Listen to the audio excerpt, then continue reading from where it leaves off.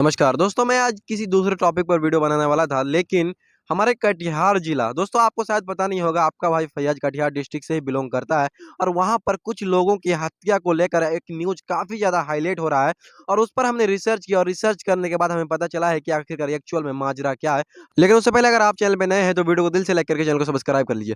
देखो दोस्तों, अगर कोई किसी का हत्या करता है तो वो यादव नहीं राजपूत होता है, वो होता है एक मुजरिम। और किसी की हत्या होती है ना तो वो यादव होती है, वो होता है निर्दोष। और किसी निर्दोष का कोई हत्या कर दे तो उसे हम यादव या ठाकुर नहीं कहेंगे, बल्कि उसे एक हम मुजरिम कहेंगे।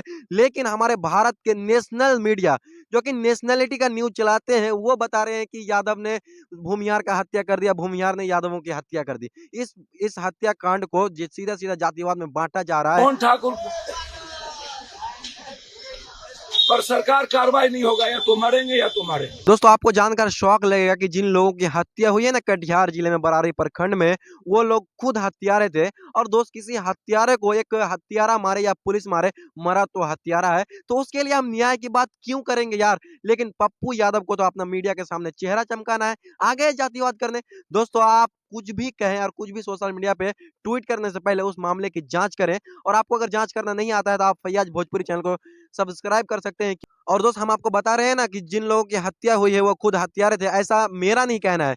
बरारी के पुलिस एसपी कह रहे हैं कि उन लोगों पर पहले ही हत्या का और मर्डर का केस यहाँ पे दर्ज है। आपस में लोग अपराधी लोग हैं, लड़ते रहते हैं।